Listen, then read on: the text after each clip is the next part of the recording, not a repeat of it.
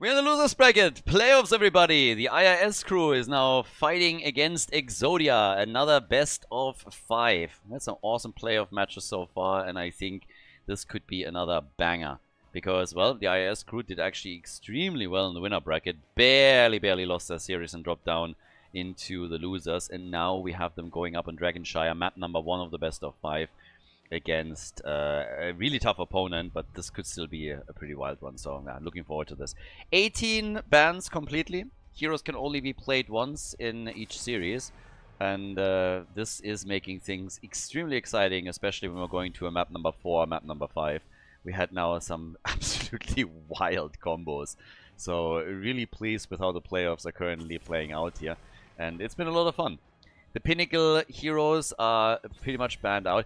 I actually feel it's a little bit of a misnomer, because when I talk about the Pinnacle heroes, it doesn't actually apply to all of them. Gul'dan, for example, nobody really cares. But we still have our holy trinity of Falstad, Thrall, and Kerrigan, and they usually get very quickly addressed either through a ban or a pick. And I would assume that if Falstad doesn't get banned here, he's also going to make an appearance on Dragonshire. But eventually they'll sneak into some of the drafts. But yeah, those are definitely the winners of the recent patch. Now, numbers will get adjusted. We know that already. Blizzard tried to roll out a patch where, for example, Thrall would have gotten the treatment that his second quest reward is being pushed to 55 stacks instead of sitting at the 40 where it is right now. But Blizzard rolled that patch back within just a couple of hours or minutes, because there was a huge ban with, or huge bug with Sylvanas. So we'll expect that to kick back in a couple of days. Should happen next week, but at least for the first weekend of the playoffs, we are now in the current live version, where the Pinnacle quests have basically just been released. So that overtunes at least Thrall, Kerrigan, and Falstad a tiny little bit. And the birdie is therefore picked immediately. That was expected. This is exactly what I just talked about. Kerrigan and Thrall will eventually make their way into a draft unless the teams are very adamant about banning the two of them out in every single one. We've seen some pretty awesome flexibility also from Exodia in the series that they played in the winner bracket semi-final. So in game 1, I don't really expect them to go too crazy, but they had some sexy plays, and I can't wait to see if they will bust some of them out again throughout the match that we now have in front of us. Tyrael and Greymane. So they're gonna get some good damage out on this, I suppose, with a potential judgment into bullet and then Greymane damage. Any stun follow-up that can chain onto this is going to be nice. With Dragonshire, the top lane obviously becomes heavily important. Zagara has been banned because Dainu has for a long time popularized Zagara on the map, and by now she is essentially a staple in the meta for the map here. Uther in game number 1 already. Okay. So we have Muradin for Porky. Shout out to Porky, by the way, once again. One of the US players that we have here, and as with Cure, always nice to see some of those boys playing over on the European server. Definitely possible, but you have a ping disadvantage compared to the Europeans, so it's always great when we have one of them joining us over here. And so shout out to him. Time is another thing, time zones. I gotta admit, when I lived in the US, when I lived in LA, I really preferred it this way, because then, you know, you wake up in the morning and you essentially have, for an esports tournament, you have it earlier in the day. So on a weekend, that's always great. That's really nice. It's a lot more annoying when you have to like stay awake throughout the entire night in order to make a different time zone work. It's much easier if all that it demands of you is to wake up a little bit earlier, or wake up to a normal time and just be a bit fresh. Couple cups of coffee usually help with that quite easily. And yeah. But yeah, talking about cups of coffee, still got my hot butter through cheese mug here. If you watch this on YouTube, check out the description. There should actually be a link in there to the shop. Best mug on planet. Urel Karazim. Karazim is getting really popular with some of those boys. We had this actually from Yazu on Dragonshire the last time. So this is really going to be a total thing for them on the meta side, to try and bring Karazim onto a map where they have now a lot of mobility. And if Benny really goes with Tyrael into Judgment, that means also potential dash from Karazim in a 7-sided strike to drop even more damage in. Probius and Samuro. So we're starting off early with the shenanigans. We got Falstad, Samuro to split things a little bit, and you got Samuro on top of that. I kind of like it. A lot more macro games are getting played these days, and it's a lot of fun. A lot of really, really cool games that we've seen in the context of this tournament alone, and yeah, this is some awesome stuff. Leaves us with the final pick, obviously, for Team Exodia, and we get Alarak. Nice. Okay, there's some action right there. Dragonshire, ladies and gentlemen. Map number 1. Let's go. Exodia on the left in blue. We got Dino on Alarak with Dequaza on Urel. Bedbeni on Tyrael, Yaz on Karazim, then Hazu Ops on Greymane. For the IIS crew, we have them over on the right side with Basilisco specking straight into Probius, soaking on Samuro. So that should also be interesting. We get Falstad played by Sven, with Muradin played by Porky, and then Hunter Orc obviously is playing Uther. So it's not going to be a surprise that Frequent Flyer for Falstad is going to be the weapon of choice here. This is going to be the big one for them for now. Definitely a very achievable quest here with the 300 stacks if it goes for a longer game. But yeah, also the 125 stacks. If you are diligent moving between lanes and just getting all of this stacked up, then you can get enormous amounts of damage out fairly quickly. And have a big impact in the late game too, with the mobility that Falstad obviously offers for the team. But there's aggression coming through the middle as Exodia is aiming for some structures and towers. We have also the lightning build for Alarak, so went on number 1 straight into the extended lightning. And they're trying again to see if they can invade a few of the camps. This time at least it gets shut down early. There wasn't only 1 or 2 heroes that were going for the Siege Giant camp, but actually half the team was just sitting around there. Same true for Exodia as they take their own Siege Giants as well. And the teams are after that instantly focusing on the Bruiser camps. So game number 1, everybody just dipping their toe into the water a little bit and see what they can get done. With Falstad trying to stack, with Probius and Echo Pulse on level 1, establishing a position most likely at the bottom of the map soon. They're trying to go for Dequaza, who has been sniffing. Oh, the Storm Bolt actually connects, and that could be a kill. And it should be a kill. It is. Urel goes down. Dequaza was trying to see what's happening over on the Bruiser camp, if he might be able to attack them there. And that leads to Urel falling early on in the game, before the 2nd minute mark. So, well done by the IIS crew. Yeah, Death and Taxes. And Death has already struck once. Oh, down at the bottom of the map. Yeah, Dino might be in some trouble. Nah, not really. They want to go to double control to apply some pressure, but Dino has also now negatively charged, so he's going to try and get himself some stacks on that. And this could be the big problem in the late game for the IIS crew. But then let's not forget that Falstad, of course, is going to have a word there as well. Soaking. Yes, I mean, they got Greymane at the top lane now. He needs to help out, because with that camp and the entire wave that are coming in, they would have lost lots of structure. So Soaking assisting Urel, and that means that they are lacking the numbers down at the bottom of the map. Probius in particular has to be a bit careful that Yaz is not going to get too aggressive, but generally speaking, oh yes, that's exactly what I just meant. Once that you have the 2 of them working in tandem, they can really chunk down a squishy like Probius in seconds. But the one that dies at the end of the day is actually Alarak. Dino's down.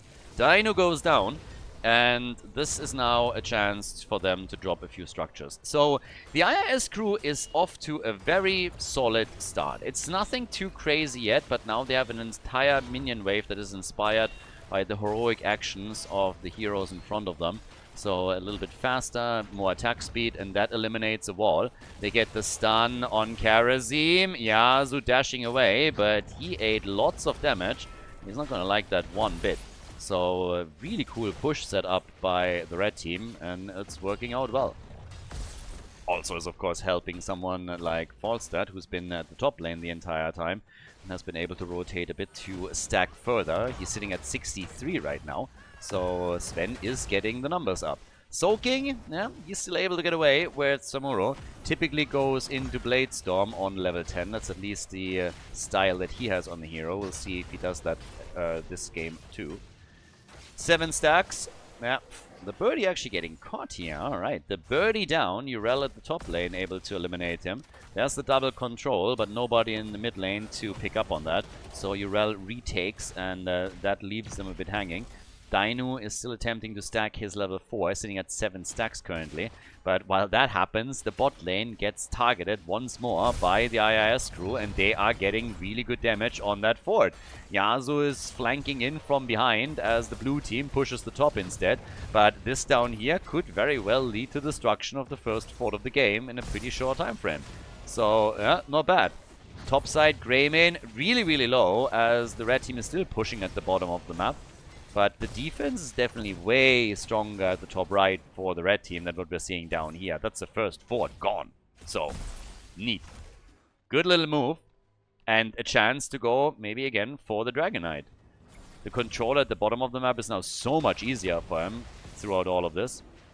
Sven with 76 stacks now, which means that he has the first quest reward, of course, and is working at the 125. Benny is a bit low. Dainu as well, and Dainu goes down. They want to go for Falstad, but there's another stun coming through from Uther. They have a lot of CC, and of course Sven is going to grab the Dragon Knight for the team now and can help them to break through the middle. They're looking strong here. They're looking really strong. Nice move by the IIS crew, and I have to admit, they're doing a lot better in the first game than I actually expected them to. I had Exodia still pegged as the favorite here, but maybe that was a mistake. The blue team certainly had a fantastic series in the winner bracket, but here they are struggling. So the hits keep coming, as we have on level 10, Haymaker, as expected, Blade Storm for soaking. A bit of a punt against Dainu all the way up at the top. And yeah, with Dragon Knight, they can still work the Dragon's Breath a little bit and take another wall down. 11 stacks now for Dainu. We get Judgment, as you would have expected. Also Counter-Strike for Alarak. But there's another big attack through the middle, and they are taking that fort quickly. I have to say, I really like the Inspire mechanic on the minions. We talked about this a bit after the patch was released, and just generally talking about the advantages, disadvantages, how Blizzard is also trying to counterbalance a few things by increasing hit points on structures to balance that out. But I really like that if a team doesn't react to a push, that they are taking extra damage, and that it makes it easier for an opponent to then claim structures by using the minions as an added tool. So having that and pushing people more to also respect the macro game is awesome. Game length in general has gone down a little bit, but as already observed in this very tournament, we have, of course, still a fair amount of outliers where the games can run long. But the dynamic that we are currently having in Heroes of the Storm is quite nice. There's definitely a lot of stuff that can still be adjusted and improved, but yeah, not too bad. Alarak is dead again. He's not able to get any big stacks on Sadism. We have him on 12 on his level 4 talent, but that's not going to be enough in the long run. And the consistent attempts to take down Falstad are just not working. Now it's Greymane that fell. Urel has been eliminated. And Karazim dies too. The entire team is falling apart. That's 4 heroes down. They're getting absolutely murdered here. 7 kills, 2-1. And that's just nasty. Tyrael goes down too. Oh my god, it's a full 5-man wipe. Dainu isn't giving up on it yet, but damn guys, that is a 1.5 level lead on top of everything else that we're watching here. Look at this. I mean, they're also coming in straight, taking down the topside fort potentially too. I mean, Nequaza is attempting to stop it now, but this is a lot. Okay, get some distance in. Nice, but still, it's taking way too much damage. Down on the bottom of the map, that's where we now have, of course, the next camp claimed. Samuro is going for the shrine and will try to take that, but he's up against 3 at the top, so unlikely that that happens immediately. But it's just crazy. Some crazy stuff here. 150 stacks also for Falstad, so not only did he get the next reward, but he's also halfway to his pinnacle reward, which would make him an even bigger monster. They get another Dragon Knight as this comes in. Soaking, they're attempting to assist him so that he can get away, and he actually escapes. Sven, on the other hand, yeah, Uther is here and goes for the Who's Your Daddy heal. Even the Divine Shield, so they pulled everything. Benny makes it out, so he just barely survives. Falstad actually flying out, but big value for them. And the Dragon Knight at the bottom of the map used all of that freedom to go straight for that wall. Blue team instead is rotating towards the top now. and is starting to take the top fort out. But down here, most of the wall has already been taken out. 96 sadism now for Alarak, so at least he's getting some numbers there. But they are in trouble. And in a lot of that too. And Falstad, just looking at his numbers a bit, he's actually already top hero damage in the game. I honestly expected him to still trail behind some of the other heroes and have more of a emphasis on his siege damage, because initially when you're looking at Falstad and he's just trying to stack and be super disciplined around it, you will see him with tons and tons of siege damage, and then later on when the quest rewards start to tick in, then the hero damage is slowly coming out too. But Benny again able to escape. Close call though. Yeah, got dangerous for a moment. And with Falstad just stacking and the rest of the team also getting annoying, especially Samuro of course being a pain, this is not really an envious game for Exodia. But they get sadism. They get sadism now for Alarak. They get some additional stacks on his level 4. It's nothing crazy. But again, you know, there's a little bit of hope. There's maybe something that can give them momentum. Quantum Entanglement is what we get for Probius in 16. Tyrael gets blown to pieces, so he's gone. The mercenary camp has also been stolen away. And now they're focusing on the bot lane once more, as it seems. Falstad, in particular, 190 stacks now. And yeah, he is getting damage galore in. So they're trying to defend here. Again, Haymaker, Dino.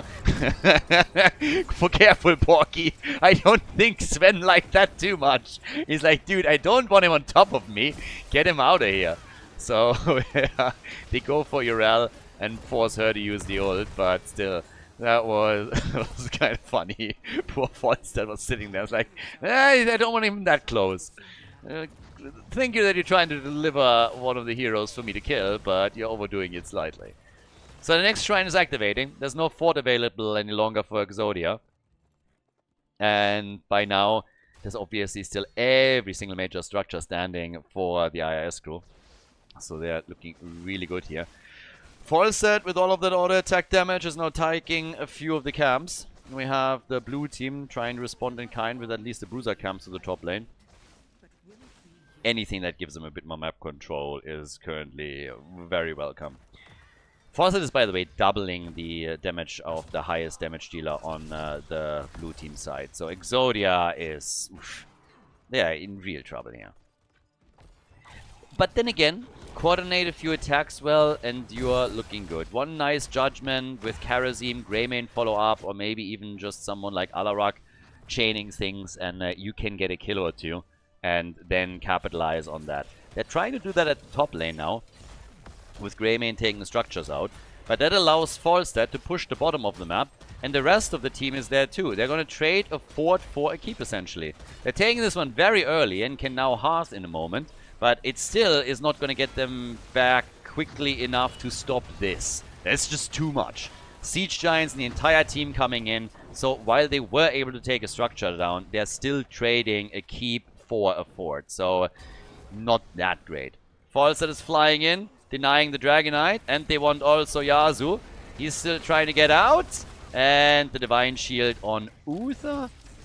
Honestly, a little bit surprised. I'm not quite sure what he was trying to do here. I think he wanted to make himself unstunnable. Either he fat-fingered, and it wasn't intended at all, or he expected some stuns to come out and try to just Divine Shield himself so he could get close enough for a stun. And that didn't work.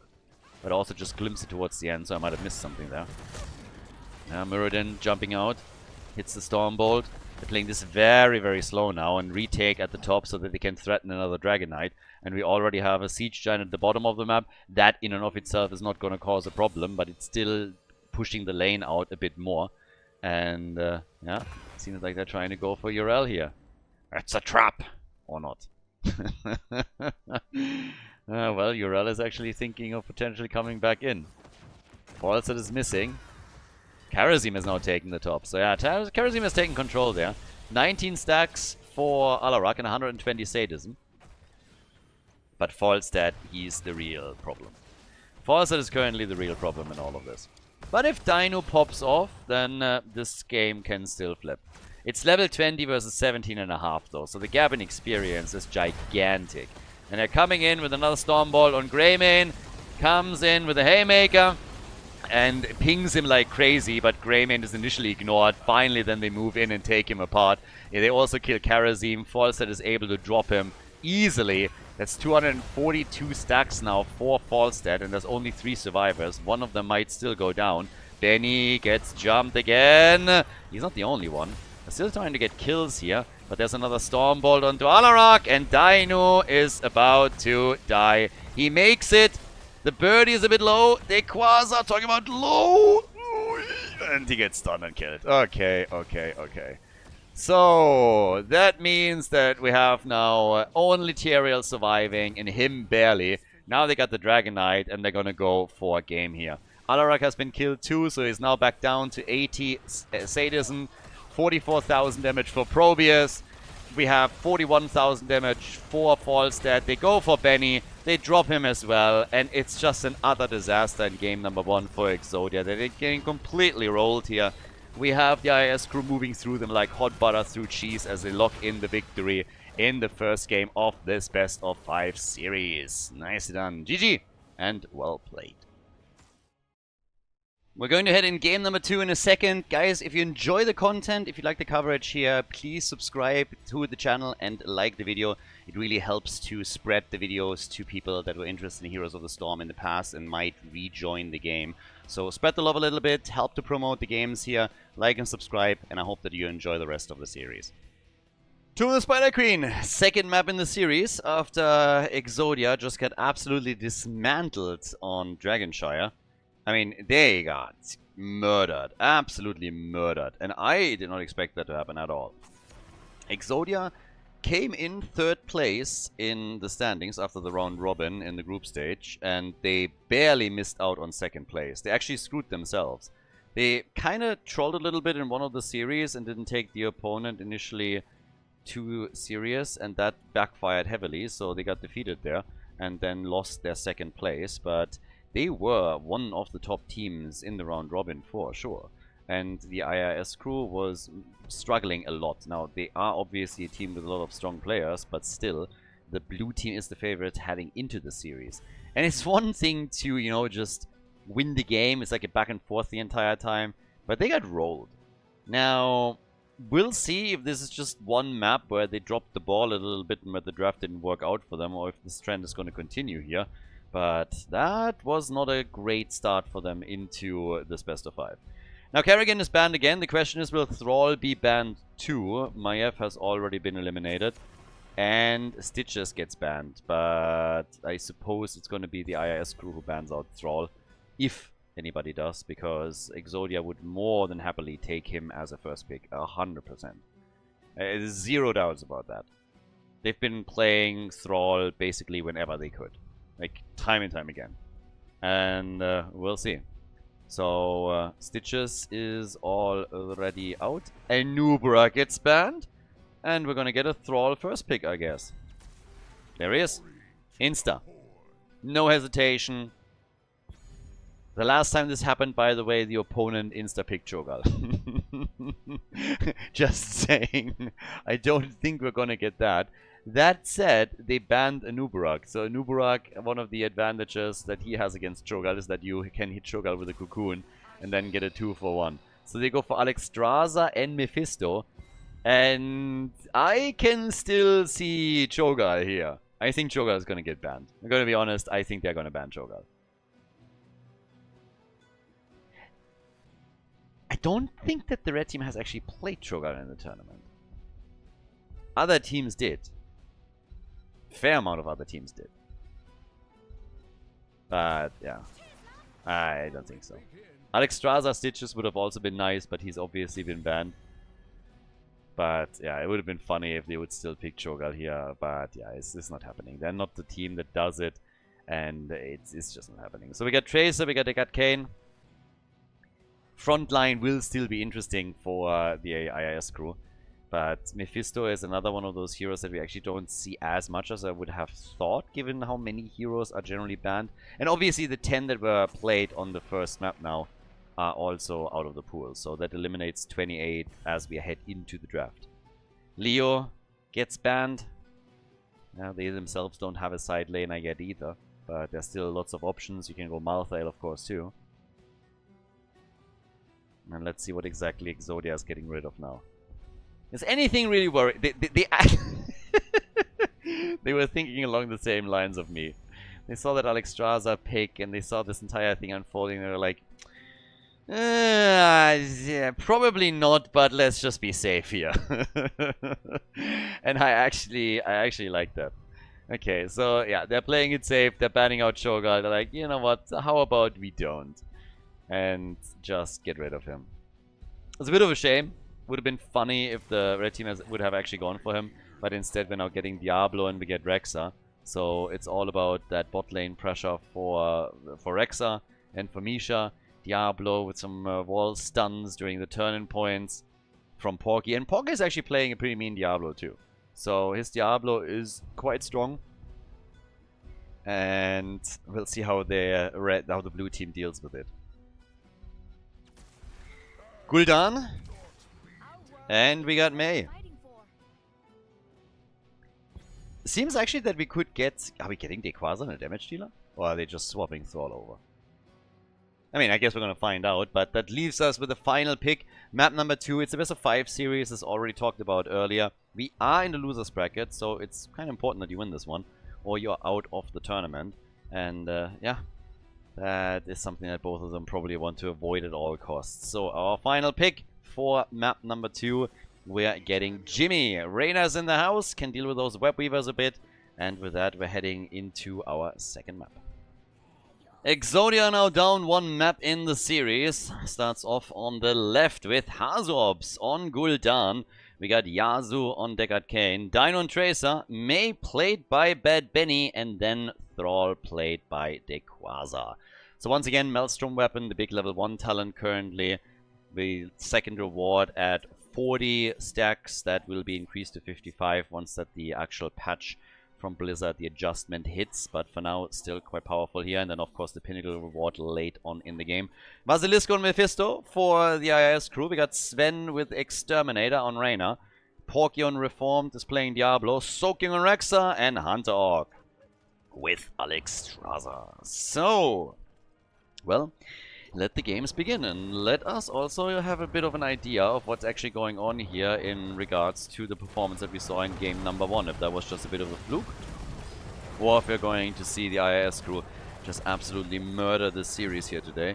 Tracer, she's gonna go up against Jimmy here to an extent, since obviously you can't dodge those attacks. You can dodge a lot as Tracer, but auto attacks, that's not a thing. We're not going full Matrix on any of these games.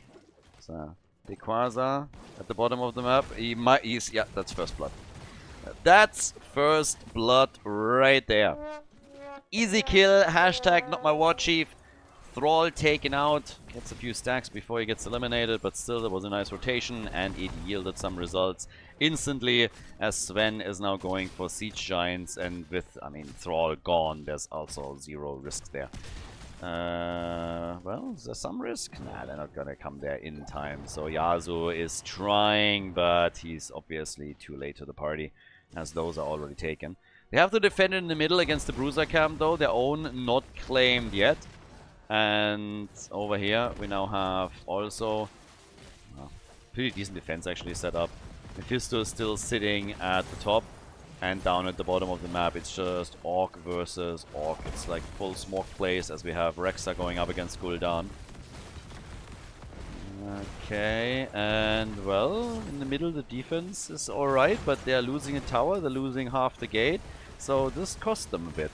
This definitely cost them something. As now Misha is trying to chase the piggy. It's actually not a piggy, what is he riding? It's a Chihuahua or something, right? So, yeah, Gul'dan. Not really riding into a battle with style, but yeah. Those little handbag dogs, they are absolutely... there's just no-goes. Dog starts at knee height, as I keep saying. That's a dog. So, yeah, that's just what it is. Everything that fits into a handbag, that's not a dog. It's just like a rat in disguise with a little bit of extra fur or something, but yeah, we're not calling that a dog. That's just animal abuse in the first place. Don't even get started on that, but yeah. Top side, yeah, Mephisto's not gonna hold this one on his own. With Gul'dan pushing out and Bad Benny coming in, they are gonna lose more structures if they don't send some reinforcements. And a lot of this is already dropped, but they got their own bruiser camp and can now do his thing through the middle. Gul'dan also has to be careful now, by the way, after the recent patch, because now you can actually lose those stacks when you die. It's not really hard to complete it, but it's something where you have to pay a bit more attention at the beginning. Benny, and yeah, he's gone. Benny's gone. That is kill number 2. I gotta say, if the IIS crew really builds on game 1 by now rocking this one as well, then I am more than impressed. They played great games in the round robin. They were oftentimes quite unlucky. They didn't maybe really flow as well together, but a lot of the matches that they played were kind of impressive, and then they just made a mistake or they got a bit unlucky in a situation and they started losing things. They played an amazing series in the winner bracket then against, I believe it was Rospiedol, but now this is just something that I absolutely didn't expect here. So it's a bit too early to tell. Now that Sven gets attacked, he might actually be the first victim on their end, but they're going for Benny once more, and Benny blocks the damage out, but he is finding himself in trouble time and time again. So the IIS crew is really stepping this up. They have now the quest completed for Alexstrasza. That's going to give more sustain to the teams in the middle. We have turn-ins attempted, and they have 41 gems delivered by now. So the first Webweaver wave is more than realistic for the red team.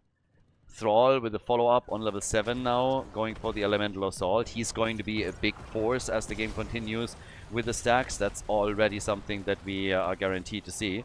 But in comes again another play for Mei.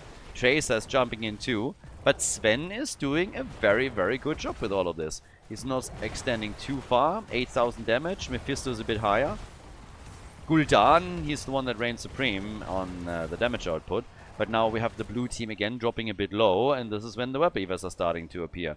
So we'll see how Exodia handles this, but they seem a bit shaken. They really do.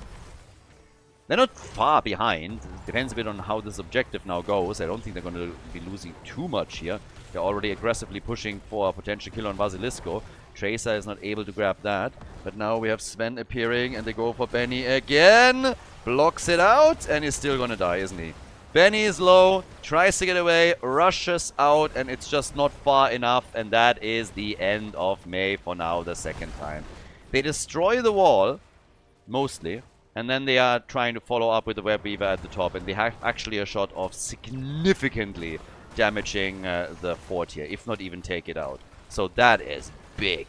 That's a big success right there. And with Hazu having to retreat, that's one fort already gone. Down at the bottom of the map, Dequaza, 29 stacks. So he's doing well, going up against Misha and Rexa here, of course. So that helps a bit. But now the red team is rotating over once again. There is still enough gems on Exodia's side to get a turn-in for themselves. So the 3 kills that we've already seen for the red team, they've also taken some away from the other team. And now we have level 10 abilities. Not quite a level gap. Still something to play around with. Durance of Hate. And we get the barbecue with the lightning breath. So, well, we'll see. 44 gems now turned in. Yasu tried to. They go for Gul'dan. And bit optimistic maybe by Porky. Or was it? Because now Gul'dan... Okay, he gets away here.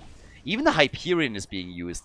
I think they were a little bit too optimistic with their attempts to take Gul'dan down. Now, don't get me wrong. If they kill Gul'dan here, as the turn has already happened, that would be great. Then he misses. But now they used a lot of the cooldowns that could have easily helped them to defend. And that makes this a bit... They took a risk. It didn't work out. But we'll see how well they can defend this now. Their first turn-in yielded a fort. And now with 3 kills to 0 and Exodia still waiting for their first hero kill. This is where they have to prove that they can stop things. Especially, of course, with Exterminator. Ice Wall used, but Sven playing this mega safe. Not a problem for him. They're going for him. Yeah, Benny though. Benny blocking it again. Once more in trouble. There's the Horrify and still everyone is alive and kicking with Alexstrasza popping the Dragon Queen, but also assisting Jimmy pretty much immediately. The fort in the middle of the map is taking really big damage though, and this might be a kill. A big ult from Deckard Cain too. But he gets caught and could potentially get destroyed here. Benny's actually one that they're focusing on again. And Tracer is also a little bit low. So the mid lane fort is gone. Each team... Oh, they're even getting 2. Okay, okay, alright. Calm down here. So kudos to Exodia. That is some really massive objective for them. That was fantastic. Huge plays. Big objective for the blue team. Might not have gotten a kill yet, but they took 2 forts out with their first turn in. That's wild. That's really wild, especially since this is happening very early in the game.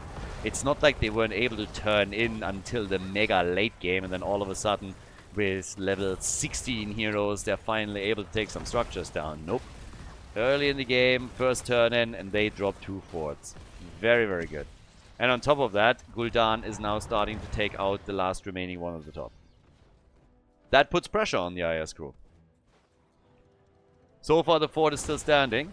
But there's the next turn-in attempt, and the interrupt is not happening. Unlucky.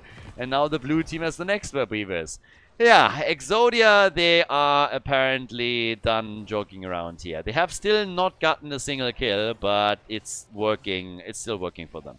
The level 13 talent disadvantage should probably not be that big of a deal to them, as long as they can avoid a very early fight. And Benny is mega low, but again, alive. You need to make sure that they're getting the experience, and then it now kicks in. So it gives us, for the time being, Ancient Blessing. And I guess the top fort will be 100% gone, but if they can open up some key walls, then hey, good for them. So off we go.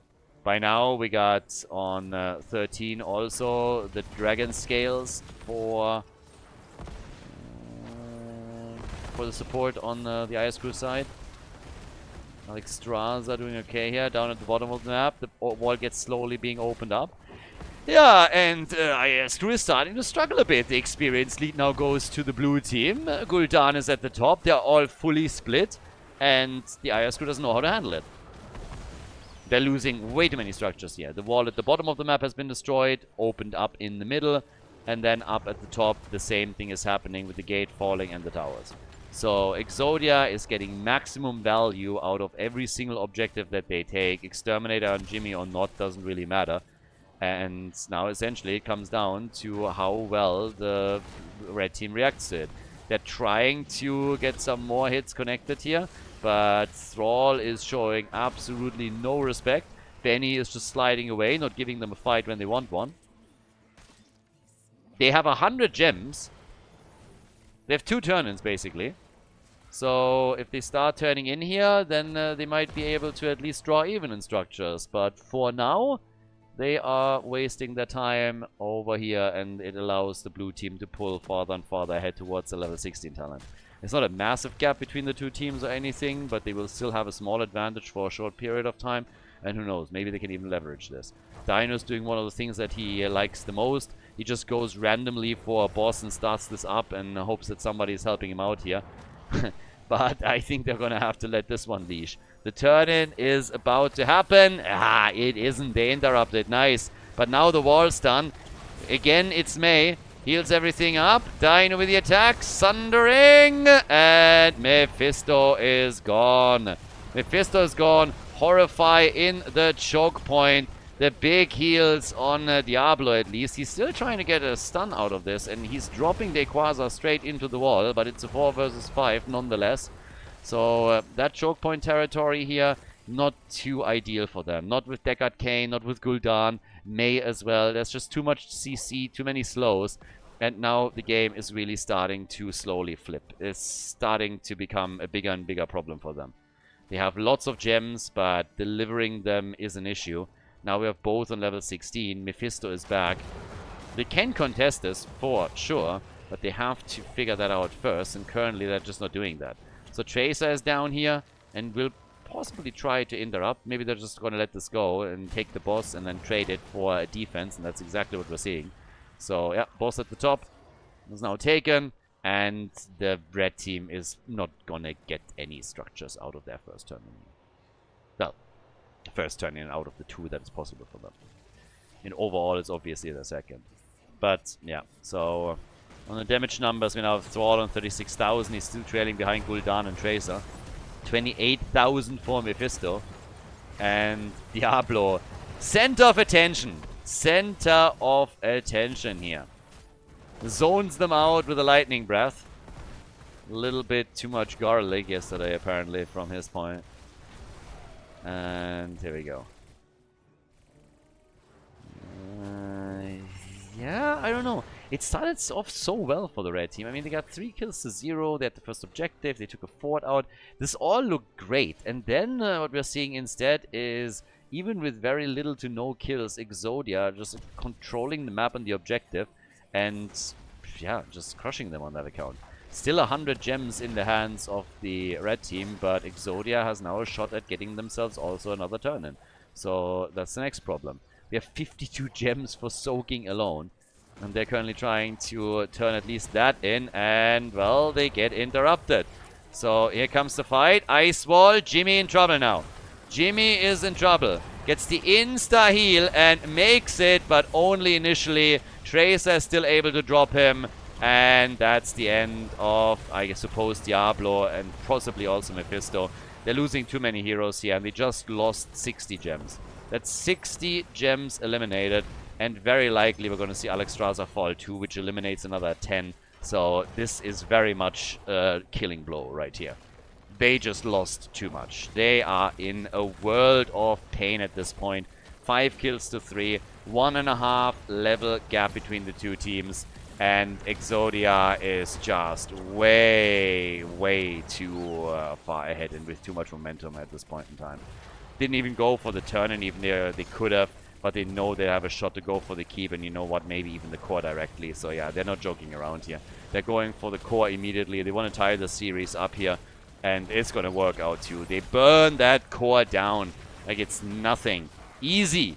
Easy win on Tomb of the Spider Queen now for Exodia as they tie up the series, and the IIS crew just doesn't stand a chance on that second map. So we're heading into game number 3 with an even score between the teams. GG.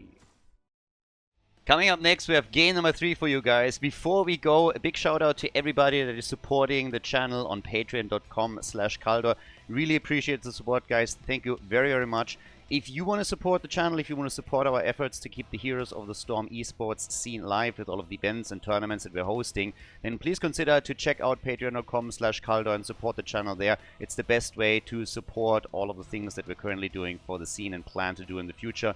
With that being said, enjoy the next game of the series. So, seems like Exodia is back to the power level that we expected heading into the series, at least if the second map is any indication, but now the series is tied. So essentially, the two teams reduced the entire series down to a best of 3 now. And we are guaranteed to get 4 maps at a minimum. Could get more, of course. But Infernal Shrines is going to show the direction.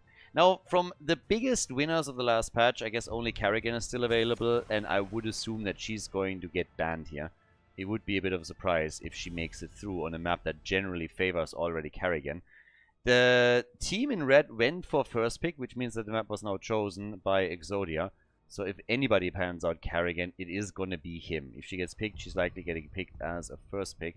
With now 20 heroes played, they are removed from the pool, and we have 18 completely permabanned. So 38 are gone. You include the 6 that are banned out in the draft itself. And we're talking about 44 heroes that are unavailable. This is where it starts to get a bit interesting. Now, especially when we're talking about mages, which is typically an occurrence on Infernal Shrines.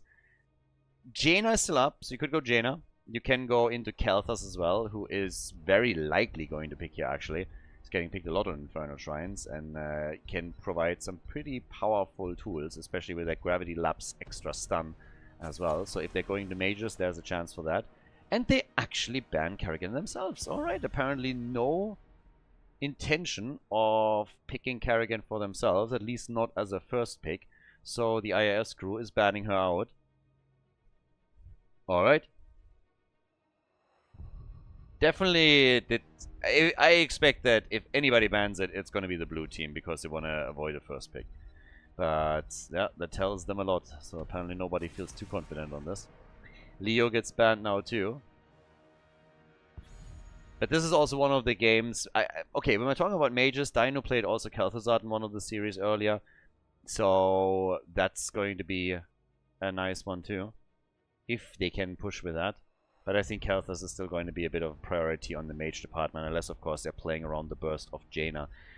We've seen the blue team during this tournament a bit more often with Abathur too. Now, I don't expect an Abathur pick on Infernal Shrines necessarily, but since we still are at least heading into a fourth map, maybe even a fifth, that's something to keep in the back of your head, because there is a good chance that given the decent draft, they're going to go for that. And now they are picking Cho'Gall. That is a bit of a first. I can't remember having seen Exodia play Cho'Gall. Probably leads us into a Tychus pick now for the IIS crew. This is Infernal Shrines after all. Tychus is already great here if you go for Odin. And yeah, Tychus, Greymane, both still up unless I'm mistaken. But we're starting with a pick on Auriel and a Nubarak. Okay, so they're going for the front line first, and the Nubarak gets the Walmart special whenever he drops a cocoon on Cho'Gall. But I'm actually a bit surprised. I did not think that the blue team of all teams would be the one to head into Cho'Gall. We've seen quite a lot of Cho'Gall picks already, but not by someone like Exodia.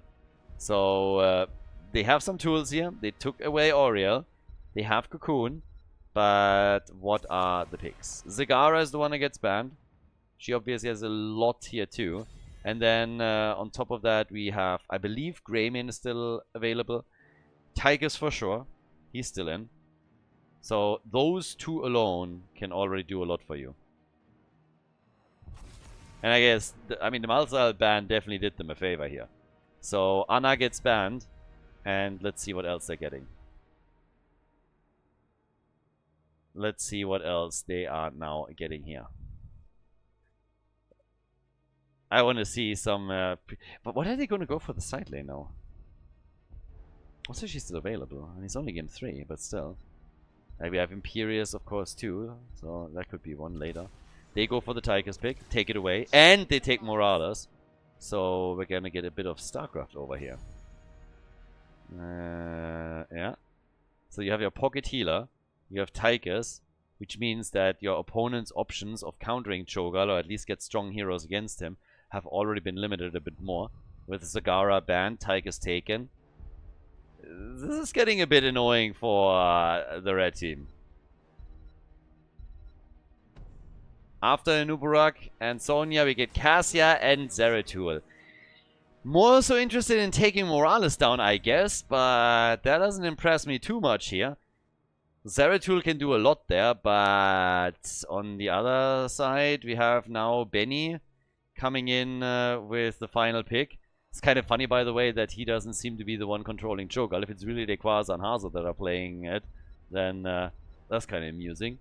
But yeah, Benny as the final one to take goes for Zul. So there's our wave clear on top of that. Ladies and gentlemen, Exodia is playing Cho'Gall, and it's going to be a wild ride.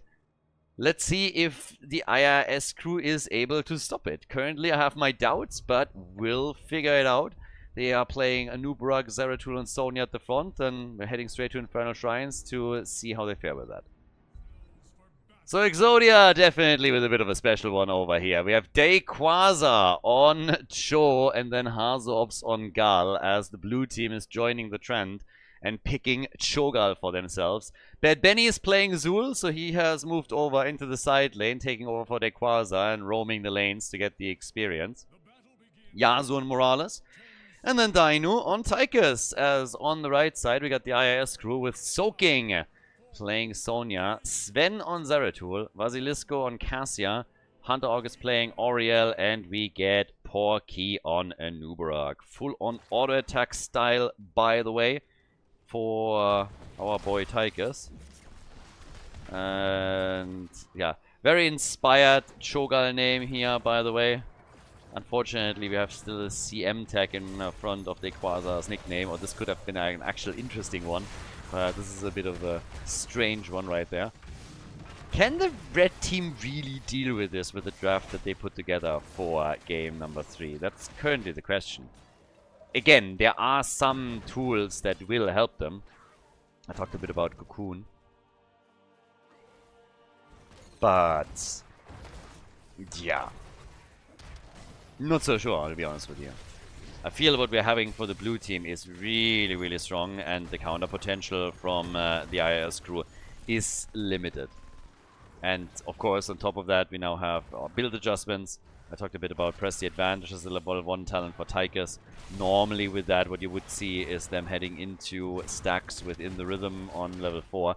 You can technically still play the bigger they are if you really want to, but most would instead just go for stacks and make sure that they're going to get a lot of minigun duration that they can utilize during the bigger fights instead of just going for one quick burst. They have so much damage just in general that it's not going to be a problem to burn somebody down. So we'll see. We'll see as we're heading into level 4. Basilisco already moving now down to the bottom of the map. And yeah, all of this is already happening in game 3, which is another big surprise here. We've totally seen that later, but they are going for some pretty crazy picks early on in the series. And Shogun is doing some damage. They're opening the sidewall up. Morales, she's going to be the prime target. A lot of this is really going to hinge on the positioning of Yasuo throughout the game. This is going to be a big, big aspect of all of this. Because with Zeratul and also with a dive from Anubarak with potentially Leap coming in from Sonya, it is very, very clear that Yasuo is going to be a prime target. So if his positioning is good enough and he can stay away and still heal them, then amazing. But they have to get ready to protect him because there will be attacks, especially if Sonya decides to play an aggressive style too. That's something that still remains to be seen, but just highlighting that already early on in the game. Tigers wants to be a little bit mysterious, doesn't even really have a reason to pick yet. There's nobody on the other side that was even in range. Even if he decides to go into stacks, that's not going to make a big difference. But now at the top, with the defenders coming in, you'll have to make a bit of a choice. And goes... Ooh, okay, that's a variation that I haven't seen yet. Master Assassin. Alright, fair enough, so he gets the attack speed. Funnily enough, I have not seen that yet with Press the Advantage. Usually it's either the bigger they are or it stacks. So that's a bit of a newer take on this. Still gives you the attack speed increase also for Odin. So it's a bit more likely that we're getting an Odin pick now instead of what we've seen previously with Drill. I mean, actually, with him going for that talent, the chance of us seeing Drill up slim to none. They're not really fighting too hard yet for the objective. The red team has pulled ahead. They're sitting at 19 stacks. And Nubarak diving out. And down here, Basilisco still in some trouble too. Dino is able to get some nice damage in, and they're zoning them away from the objective, which has now allowed Exodia to get even in stacks, even pull ahead a bit. Cho'Gall is in full control of that space here. Soaking is dropping a bit low as we're getting the heals on the big boy. And not a problem for Cho'Gall. The lead goes to the blue team, 33-35 to 28, and they are about to get themselves the Mortar Punisher. Zulu's already rotating and saying, okay boys, I'm going to take care of the mid and the bot lane, and you can push the top and see how much damage you can actually get in there. So yes, big value right now. And they can maybe not take the fort out, but they will deliver the wall and get some initial damage in. So we haven't seen a kill yet. We're currently 4.5, nearly 5 minutes in. Talking about kills, we might actually see Porky fall if this continues. The stun doesn't connect with the Nubarak though, but instead with Sonya, they still nearly got him, and instead they're now going for Basilisco. Their heals are there, but boah, Cassia still nearly died. She made it though. Cassia made it, but they zoned all of them away, and now Sonya gets killed as she continues to defend the fort. So she's gone. Cho'Gall is now moving in. Zul rotating between the lanes. Cho'Gall gets whipped around slightly by Hunter Hawk, but this is not over, and they're so low that with Benny now joining in, they will have to retreat and give up on the fort, or they're just accepting that one or two of them are going to die here. And it seems like they're going to retreat. That fort at the top is just... it has no chance. First fort gone. Exodia picking up the momentum from game number 1 and really bringing it here. Zul also, of course, helping out a ton. We have the combat tactician now for Tychus on level 7. And we're also getting the vanadium plating. Okay, and in the middle, still a bit of extra damage. I gotta say, so far, I don't see the angle for the red team. We have to wait for level 10. We need to wait for level 10 and see what they're gonna get there. Because this is gonna determine a ton. Especially, of course, when we're looking at Sonya. How aggressive is she gonna be with her build? They have a triple front line, so that could definitely help her. They go still drill! They still go drill! I gotta admit, I am surprised. With the bigger they are, drill makes perfect sense. With this, I did not think that we would see it. So, yeah. Drill is in the game. And we have the stim drone on Shogun. Shogun got the stim drone here. Upside, they're going for a kill on Zul. So it's a tag team effort by Sonya and Zeratul to get the kill. Ah, and they connect the Valkyrie. Bye-bye, Dino. Was nice, my friend, but not happening. And we say bye-bye. Both of them are gone. Okay, so Morales gets also killed. Oh, maybe I've been a little bit too hasty. It was a decent start for Exodia, but now we have 3 kills for the IIS crew, and they are opening up the wall at the bottom of the map. Are they going to be able to also take down a fort? Maybe not, but, well, they might. Yeah, have a couple of beetles. Anubarak obviously really nice in a situation like this. You just gotta spawn the beetles and you're not going to be attacked by the fort. So all of a sudden it's mega low. Shogal gets whipped into a wall that buys them a few more precious seconds, and that's a fort destroyed. So they're now dead even in structures. Great job by the IIS crew. Shogal gets again the ult. They are very, very, generous when it comes to that ult cooldown. It's not a small cooldown for him, but they just dropped that thing like it's nothing. Especially as the objective is just now about to start, so I'm not so sure about this one. Also, Benny at the top, talking about not being sure about certain things. That attack at the camp didn't help them either, and now he's so low that he has to retreat first before he can start to join up with the team. So initially, at least, it's a lead for the IS crew. The drill is in the house, and they try to take him out quickly. Soaking, and Sonya is gone. There's the resurrect. Cocoon has been used too, and they try to get the kill on Morales, and Yasu gets attacked and stormed, but he still gets out. Dino also low, but able to move away. Where's that spear when you need him? A little bit of a slam, and yep, juked out.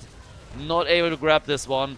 32 against 28 minions. This is actually nasty, but it's the blue team once again that is about to take it. Blue team only 2 short, and they get the Arcane Punisher. The red team, on the other hand, the IIS crew, they're losing Zeratul. Zeratul is gone, and honestly, they could have lost more. Well, they might actually lose more. Khaldor is now also in trouble, and that's another kill. Shogal with the kills, and the Punisher wanted a piece of all of this too. Wrath of the Berserker, by the way, for soaking, so we're not seeing that aggressive play with Leap that could allow them to jump onto, I don't know, the backliners, jump onto somebody like Morales. But that's now 2 forts destroyed, and since they are moving towards the middle, where only Basilisco is defending, it seems like we're gonna get another one eliminated. Because Cassia is not looking too hot, and she gets murdered too, so that's 5 kills now. 5 kills against 3. And of course, on top of that, that means stacks for the level 4 talent on Tychus. I do not expect him to complete this one, but he's at least present whenever they get a kill. So he's getting there. Porky! And they kill Tychus. Porky is able to escape. Damn. Now that tap on the fountain really helped them, even with Benny contributing the ult and hoping to get some extra damage. So for now, 5 kills to 4. Sven, he is doing the best he can with Zeratul. Has been able to get some decent damage out. But for now, we have 28,000 for Cassia as the top damage on the red team. 36,000 for Gal on the other side. Red team is starting to move in. Tries to steal the camp away. The gall of these people. Unbelievable. But blue team has a goal of their own. And he wants revenge.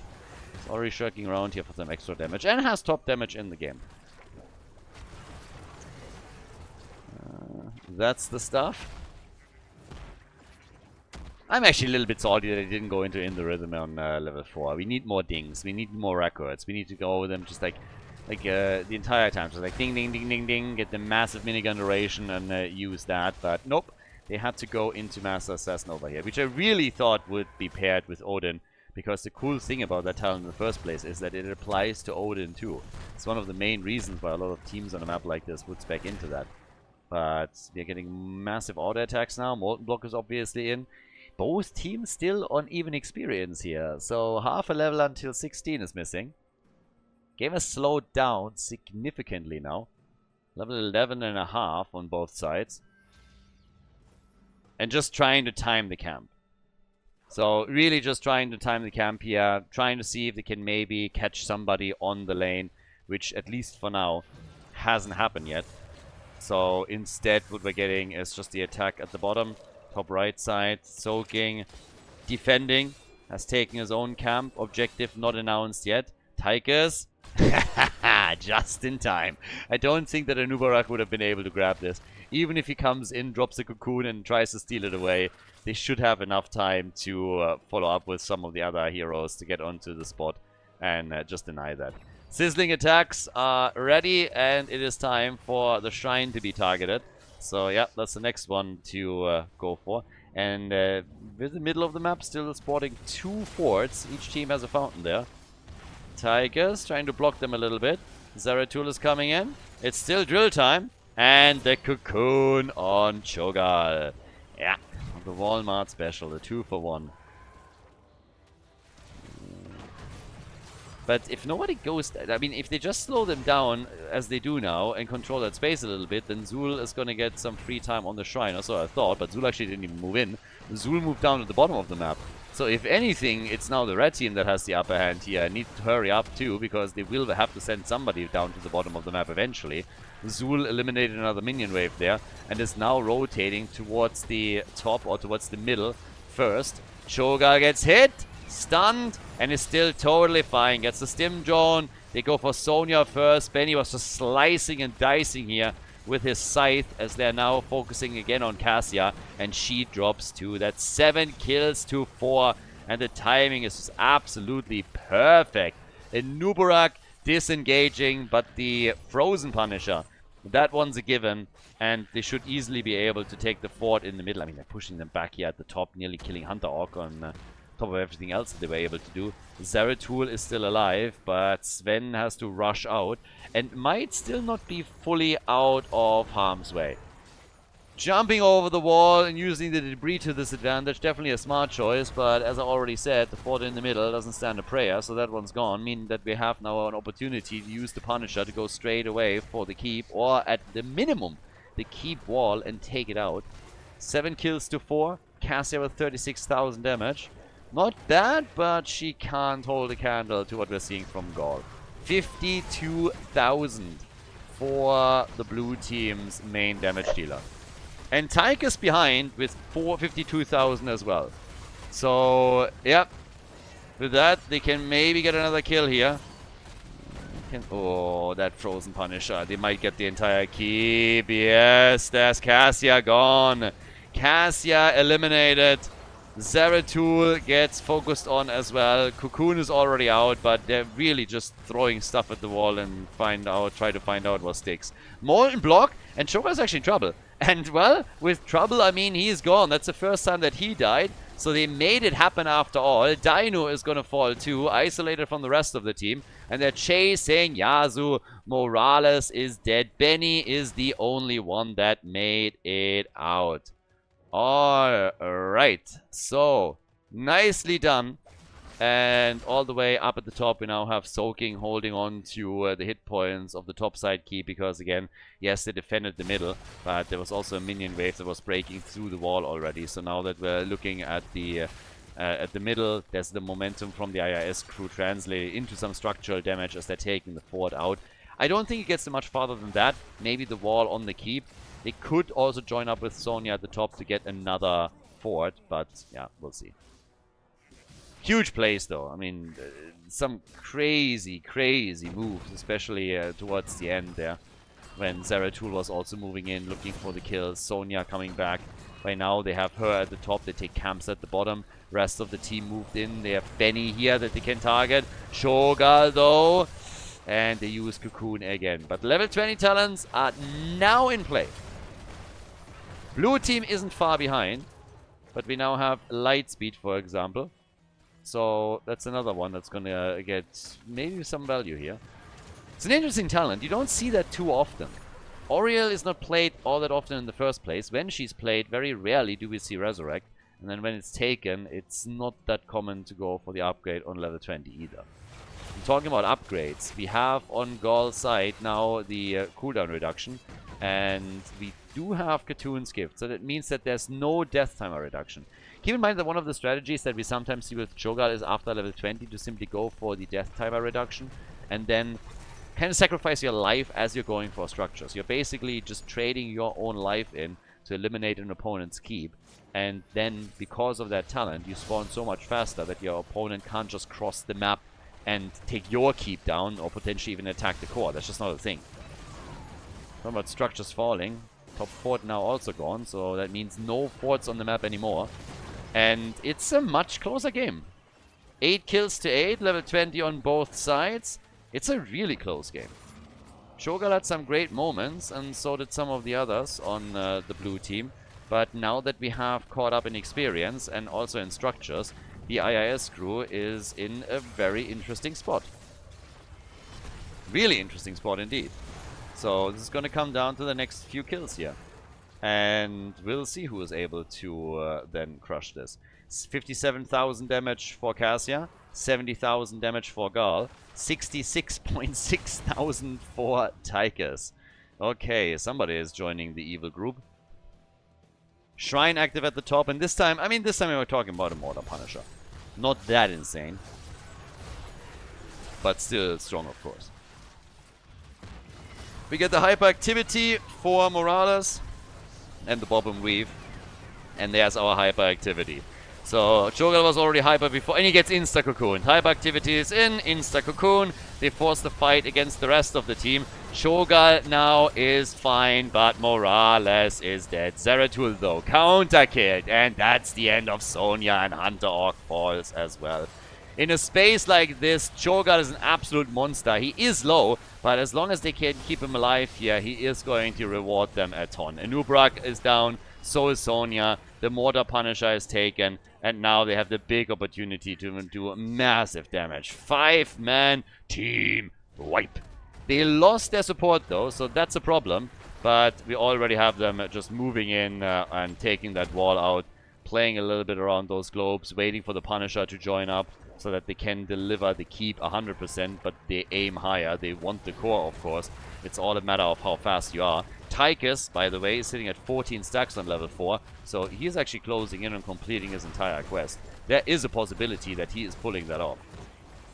It's a small one, though, because Zeratul is back in 10 seconds. I guess they could try and get a kill here, but they are going to focus instead on the objective, which is to take the core down and win game number 3.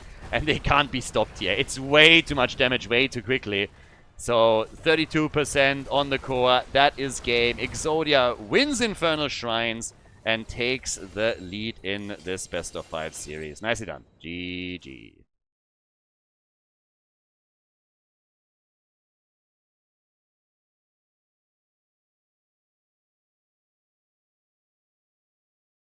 The 2-1 lead for Exodia. Cho'Gall, best hero in the game, confirmed, obviously. 100% win rate. Yeah, well, not really. So, I actually don't know where the win rate of Cho'Gall is currently in the tournament. But he lost a fair amount of his games too. We're going to game number 4, which means that we have now seen 30 heroes played. They're out. 18 heroes are pre-banned, so 48 are eliminated. And with the 6 bans in the draft itself, 54 heroes will be taken out, which is more than half of the heroes that we currently have in the active hero pool. Kerrigan obviously gets banned, with this being Garden of Terror. They're also getting rid of the Vikings, and the ban on Maiev is going to be extended. And they ban Abathar. Okay, fair enough. I thought that if there is a team that will take Abathar here, it would be Exodia, but apparently they have no intention of doing that, and instead are getting rid of the Slug. ETC for Porky as a first pick. Could be played with Stage Dive, of course, too, so you would have some global presence. If you really want to go for a global presence, you also have Illidan still with Hunt. But Garden of Terror is a big map, so yeah, we'll see. I don't know why, but now that I've gone Garden, I'm kind of reminded of Benny's adventures as Butcher. I don't think that's what they're doing here. Instead, we're getting Li Ming and Varian. So, okay, so we have Varian with Taunt, Li Ming with a follow-up. Could get some sick resets for them. And you know kind of what the name of the game is when you see that. I don't believe that Stukov has been played, right? Has Stukov been taken in one of the previous maps? I don't think so. There's a good chance that, unless I'm mistaken, he was actually played. There's a very, very good chance that Stukov is going to be banned. And they picked Tyrande. So Tyrande after a Variant Taunt is pretty good too. Tyrande or Stukov would probably be the picks. I guess Uther is also still up, who has his stun as well. Wait, Uther was played in game 1, right? I think Uther was played in the first game, yeah, Garden of Terror. So, let's see.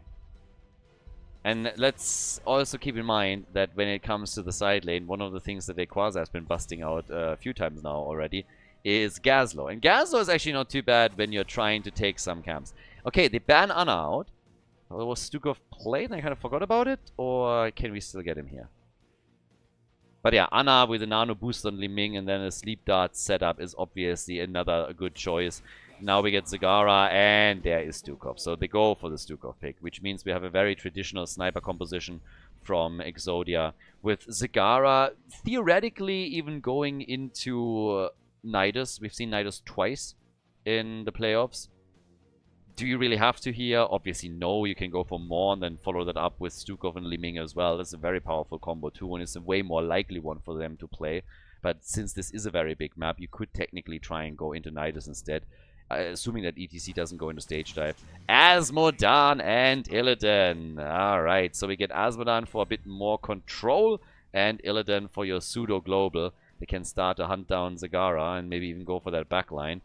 There are some stuns, but I think for Rayquaza, if they had an idea of going into Gazlowe, I think they're going to abandon this now. It's more likely that they're going to get a side laner that has some stuns and bit control. I think Imperius is still available, isn't he? Isn't Imperius still up? So that would be one choice. They go for Ragnaros, alright. Ragnaros is in the house. Even more damage or a bit of AoE. Well, let's see how this is going to turn out for them. Garden of Terror, ladies and gentlemen. Map number 4. Exodia in the lead, and it is match point. Dino and Li Ming for the blue team. We get Benny on Varian. Hazu is playing Zagara. We get Rayquaza on Ragnaros and Yazu on Stukov. To the right side of the map, the IS crew with Vasilisco on Malthael. Soaking is playing Illidan. We got Sven on Asmodan. Porky with his account reformed here in Europe on ETC. And we get Tyrande played by Hunter Orc for game number 4 of the series. 54 heroes banned in total. And it is party time. Rayquaza, standard skin for him. We don't get baby rack over here. You don't want to see any baby plays. That's the most important thing. But, yeah. We have Asmodan still sitting in the middle. Illidan at the top lane currently. And over here, somebody needs to help out. And nice. So, they are helping Asmodan to get the initial stacks for Sven. Look how happy Asmodan is if he's in the cloud. Whee! Flying down to the top. Whee! He's not happy about the shitty mount that Porky currently has here, which is still an assault on the eyes. Somebody said that this is a Kodo. This is not a Kodo. Somebody said Khaldor doesn't respect his roots, coming from Warcraft 3, where we had the Kodo beasts. And honestly, this is not a Kodo. Kodo beasts in Warcraft 3 look absolutely amazing. I don't know what that is. It's a shitty lizard that looks absolutely disgusting. And you should be able to sue Blizzard that you have to actually endure this. Like, looking at it hurts my eyes. And I can actually feel how they're getting worse because they're trying to protect themselves. But yeah, that is not a Kodo beast. That's just not real. The Kodo beasts in Warcraft 3 were majestic creatures. And that's very, very different. Asmodan with, yeah, 24 stacks now. A little bit of extra work done down at the bottom of the map. The faster you stack our bad boy, the better. He's going to try and go for the 3-pointers. As top side, that's a very, very early Ragnaros trade that he's using here immediately. Trying to burn that camp down. And, of course, attempt to slow Illidan and Tyrande as the Lovers duo at the top is trying to take some structures down. We got the flank coming in. Stukov, the man with the big arm, is trying to slap them around a little bit here. Level 4 talents are already in. Good stacks for Azmodan at the bottom of the map now, as they're still continuing to hold the lane here too. Seems like ETC might help him out a little bit. And Varian is sitting in the middle. So the action is already real. They are starting to control most of the map. They're really attempting to stack Azmodan as fast as they can. Illidan is attempting to build some momentum. We have at the bottom of the map the continuous attacks happening too, with Azmodan sitting now at 32 stacks. Starting to miss some of the assistance that he got, at least at the beginning of the game. But yeah, they have also a straight now pushing in. Taunt is obviously ready, that helps a lot. And Ragnaros is sitting at the top side. Yeah, and Soaking is easily jumping out of this one. The build that we're seeing for Azmodan just continues here. No meatball, but instead we're getting the Blast Wave, Engulfing Flame on level 1, and then Slow Burn on level 4. Hunter Orc sitting in a bush. Just trying to get the next interrupt whenever they're attempting to channel this. It's really difficult to take for the blue team because the position is just so annoying. But, yeah. Owls are just being thrown out. And we have topside. Deadly Quasar. That is Ragnaros gone. And spray game on point. Yep. Rip, baby. So, let's see what else he can do. He has already Immolation on level 1, so that means that he automatically has a chance to take these waves down a little bit faster. No problem with Benny coming in and hitting the taunt. But over here at the bottom right, we have Dino getting a few more combos out, always trying to interrupt the channel attempt that we're now seeing from the IIS crew. But they have an early level 7. So, the red team, at least at the beginning, off to a good start here. The one thing that would worry me a bit in the later stages is really Illidan. This is where specifically Stukov has to play it smart. Varian needs the taunt, and then Stukov needs to be right there to help out, or it's going to get tricky. Now, after level 7 has hit, the Master of Destruction is the option for Azmodan. That's going to help a lot, of course, with them trying to stack him further. Illidan, the Quasar still needs to be cautious, but we have Stukov falling, and now Dino gets owled and nearly killed. So that's 2 kills to 0 for the red team. They are off to a nice start. And Dino also had to move away before he gets killed by Azmodan. And they're pushing now heavily for the middle. So Exodia is again in a bit of an awkward spot where they're starting to lose more ground. Topside wall is opened up. With the exception of Zagara getting value at the bottom of the map and also only very limited value here. We're now seeing the blue team struggle at least a little bit. Ben is coming in again, waiting for also Stukov to come in. So, yeah, there's the first one. They're trying to go for Porky, but he also easily makes it out. So, still fine for the IIS crew. They haven't lost a single one of their heroes yet. They've taken the first seed, could now try and fight for the second. With Azmodan pushing the bot lane out a bit further and starting to damage the wall here too. So now Zagara coming over and helping out. But it's still something where it gets a bit iffy for the blue team if this pattern continues. They're behind by a level already, so that's bad. Now we have Hunt on Stukov and he has no chance. Hunt last right, stun from Tyrande. That's the first stack for Malthael. So, yeah, he gets easily eliminated, and that's kill number 3. And it certainly doesn't improve the situation of the blue team. So, yeah. We have in the meantime, in the middle, still some Siege Giants at least lingering around. But in comes ETC, level 10 in a moment for them. And now they have Lava Wave. So, Lava Wave and more. I mean, in a dream scenario, you're going to be able to chain the two. More is already missing as they were trying to go for Illidan. But soaking is also a bit low and takes some damage. If they can... the stun! Nice kill regardless. I was waiting for Varian to connect the dots and dart in to get him the taunt, but Li Ming was there, gets the kill, gets the reset. So yeah, very, very nice for her. That's the first kill, by the way, that Exodia got. So good job by Dino. That one was important. The fort at the top destroyed means also that they have to pay more attention to what's happening around the keep. Additionally, there's 2 seeds to 0, so they have to fight for the next few spawns, or there will be Garden Terrors against them. Garden Terrors is scaling, of course, much more aggressively now with the length of the game. Something that Blizzard has already talked about quite a bit, that they want to make that happen here on the map. 13,000 damage for Illidan, who, interestingly enough, finds himself in the top damage number for the red team. Normally not something that we're seeing too often. Still holding on to that top lane, with Hunt obviously allowing him to jump into the team fight if he's needed. Li Ming. Another interrupt over here from Azmodan, but I think this time they will have to let that slide. Owl is getting blocked, and they get the first seed. Illidan has done his thing, but there's the lava wave, the attack towards the middle, and the insta-maw. Hazu's trying to get away, gets hit hard, but still alive, and now they're turning it on both of them. That was a bit of a bait here. The Owl, by the way, was also coming in and could have killed Zagara, but got shut down quickly. So that was actually a neat one. So dodges the Owl by moving towards the top instead, and then they're getting the double kill. So now it's 3 kills to 3, and the blue team is taking a slight lead in experience. Azmodan is sitting at 110 stacks. Varian isn't even here right now, but it's starting to get interesting. Because Illidan is still going to be a huge problem to control later, but you still have that taunt and that lurking arm.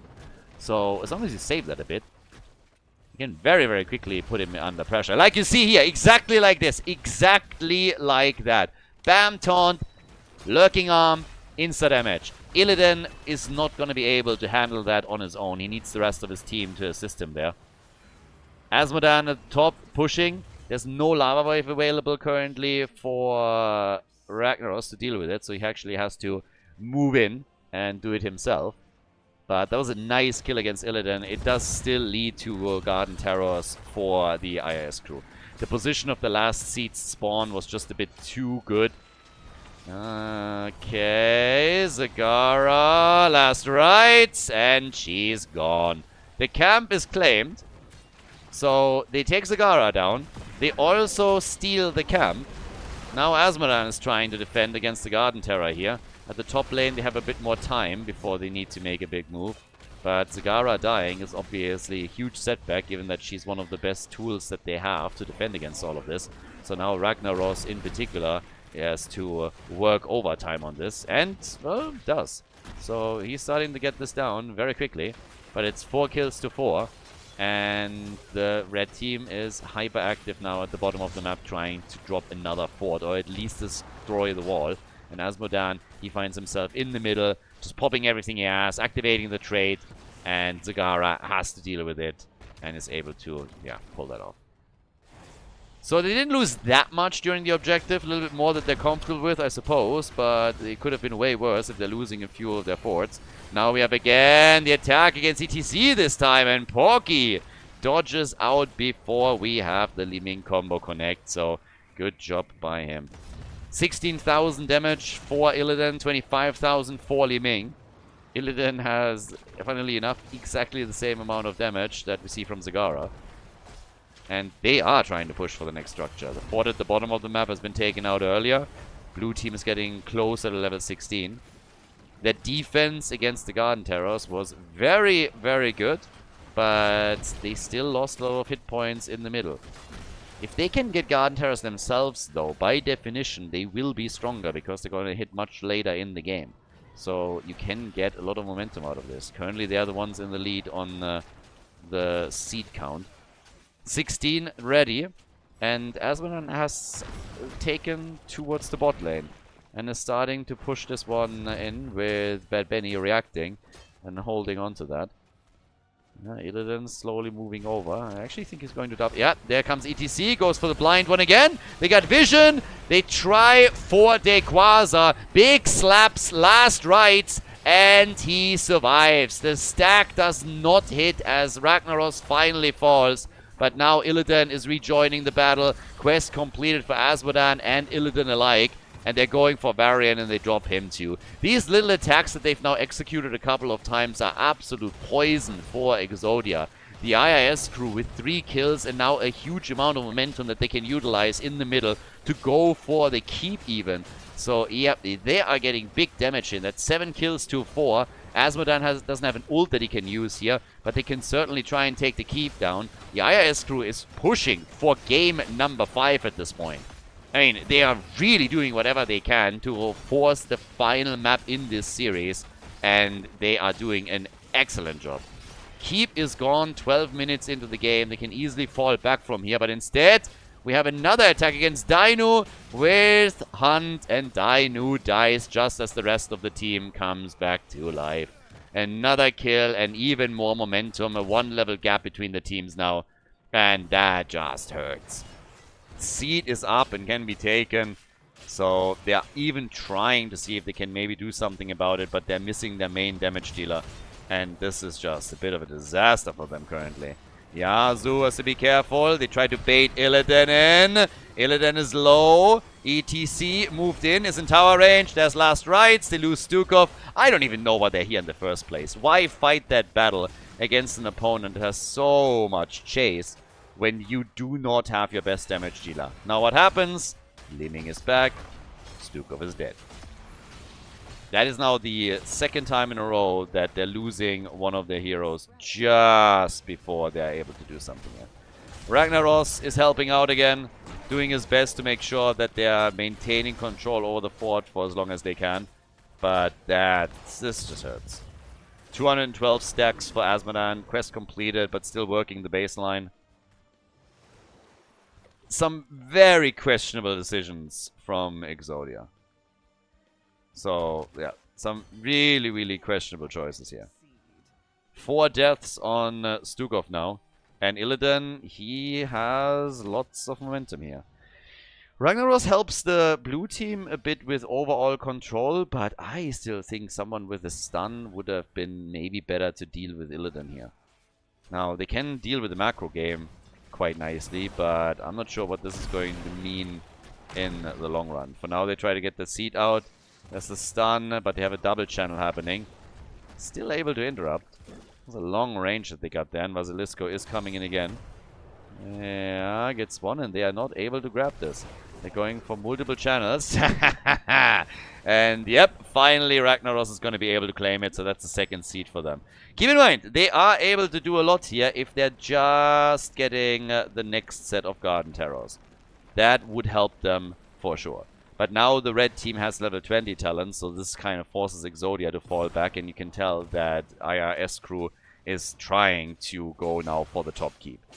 With a full level difference, I think Ragnaros does not... first of all, he doesn't have a lava wave that he can simply drop at the top, and he also doesn't have his trade up. I do not think so. So this is going to be difficult to save. Level 20 means we get the final curtain in this case for Malthael. We have Sin's Grasp for Asmodan, and we get the Celestial Wrath for Tyrande. And Ragnaros can, I guess, soon defend again if they need to. But, yeah, there's a seed up and they will take it. And it's still 1 level gap. So all that the red team is doing is trying to apply pressure and look for weakness that they can exploit. The blue team is just sitting tight and saying, hey guys, we need to wait for the experience to come to us, play the slow, get to 20. And then, more than anything else, hope that Liming is getting a few resets and can play those out. She's at 40,000 damage. Top damage in the game. 31,000 for Zagara. Ragnaros, he has by far the most siege damage. I mean, by far. Lava Wave in that context is really useful, of course. And even the defense that he has pulled off against some of the pushes with and without the objective, thanks to his trade, were pretty big. But now level 20 is essentially available for both teams. Exodia is going to get it any second, and we'll see how this is going to influence their team fights. We get Repulsion for Liming first, Lava Wave second, so Lava Surge is now ready, And he's using it immediately to create some space at the bottom of the map. Still the ult from Azmodan is being used here. Zagara with her 20, that is also a nice boost. And if they can keep her alive long enough, that would be pretty neat. So another wave taken out over here. And they can control the map and the space much, much better now with Ragnaros. So he is going to get them some control. But they need Garden Terrors. If they can get the Garden Terrors here, this could really flip the entire game. They've had a rough time so far. 9 kills to 4 is essentially telling you the story. But if they are able to get the Garden Terrors this late in the game, 17 minutes in, they're gonna hurt. They're gonna do damage. They're gonna take those 2 forts out. And then having those lava waves for Ragnaros is going to be a lot more useful. So Azmodan could go for the interrupt. Might get close enough. They're too late already. This is going to happen. They're letting that happen. They're not fighting it. They're not even trying to channel interrupts. They're just letting it happen right now. They're saying, okay, that's fine. You take this one. Lava wave sent towards the top. 20 seconds for the next charge. But top side, it's not going to take a lot out here. It's just going to take one catapult and then, of course, the next full wave that is now coming in. So this top side fort is fully exposed and likely going to be taken out. In the middle, they're going for kills. They're going for the fort. And they're hoping, of course, to get more. Again, Azmodan with a little play. Down at the bottom of the map, Illidan is currently trying to defend. So he's taking this out slowly. But they're pushing through the middle once more. Always have to be careful where exactly Illidan is positioning himself. Nequaza can still go for a straight here. So he could still do that in the back if they're getting attacked, if they have to fall back here. But Illidan is still busy at the bottom of the map a bit. In the middle, the defense is going well. Yeah, here comes the trade. As expected, Hunt is already in. And they're starting to bait it. Yasuo is rushing away. Last Rites is available, but hasn't been used here. And they can now use this as a fallback. Lava wave in the middle. But they gotta be, of course, careful that they're not exposing themselves too much to a potential chase, because some of these tools are still there. Stage dive, for example, is still in play. So is Last Rites. They're doing some extra damage with all of this, but if you overstay your welcome, you are going to pay the price. So they're slowly falling back here. Varian is getting attacked. Illidan is in, and they need to go for him. If they can't let themselves get chased, they need to push him back. Last Rites hasn't been used yet. Big slaps coming in from Stukov.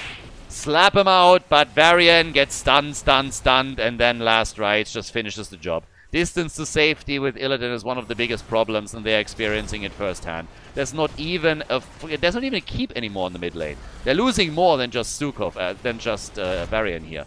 Stukov is trying his best, but Ragnaros is now gone, and this looks more and more like we're going to game number 5. This is a typical Illidan fight. Typical Illidan situation. He gets killed, thankfully. That might save them the game.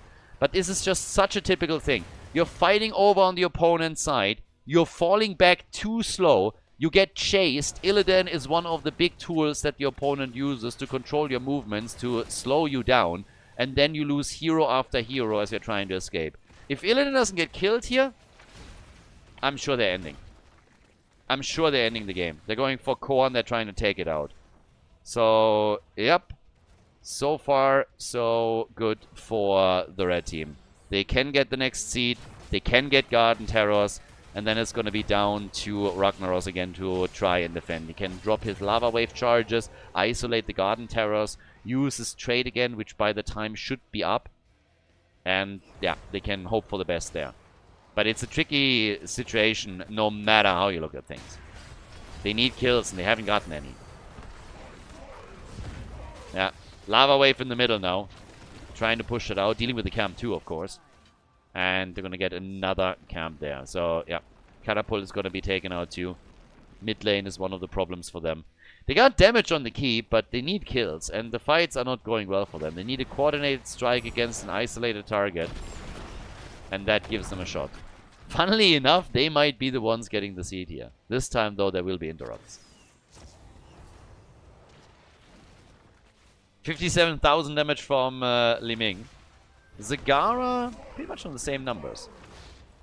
Top side, that's when we get the next lava wave. Double catapult is immediately down. They're getting a lot from this, by the way. Yeah, they're getting a lot out of this one. And the seed has already been taken. So even with the siege giants that are now getting stolen, the lava wave control that we're getting from Azmodan this late in the game is powerful. But the problem that the blue team has is that the IS crew doesn't really care about it. They have still Asmodan, so they're just dropping the ult onto the keeps. And they have Siege Giants here as well. So this is dropping the keep by itself down to 50% of its HP. And you just do this twice and you have another keep eliminated. They have time. And the next seed is now spawning. So this is a shot for the IS crew to get themselves another set of Garden Terrors. Asmodan with 255,000 siege damage. Not quite on the numbers that we get from Ragnaros, obviously, thanks to Lava Wave. But hey. And Malsael hasn't died yet, and he has 4 stacks. That's a 20-second cooldown reduction that he currently has. So, Varian is looking for taunts. Anything that he can pull off here. But they're not even getting close. They're poking them as best as possible. 1 Lava Wave charge is ready. That's what they have currently, and they might have to use it at the bot lane soon. And it's exactly where it drops. Bot lane pressure, and now have fun trying to get the next seed here. This one is going to be much harder to take. The position is not that great. Owl is out, and well, Yazu gets it for free. Nope. Here comes Hunt. They really go for Stukov. Full force on him. Slaps are coming, and Yazu is dead. That's what I said earlier. You need stuns. They don't have enough stuns. Varian's taunt is just not enough, especially when he's not right there. Maw is also utilized. Now they're chasing everybody, and this is a 5 versus 3 already. There's no way saving this anymore. Zagara is dead, and this is going to be game. We're going to game 5. There is no doubt in my mind. A defense here would be incredible. If Dino is somehow able to get resets and multiple kills, this is the only small hope that they have. And he's fighting for his life right now. With Li Ming gone, we're going to the final map in the series. 15 kills to 5, ladies and gentlemen. And the IIS crew just shutting them down, winning the 4th map. Garden of Terror goes to the red team. And this is just another series that goes straight to the final and deciding map. GG and well played.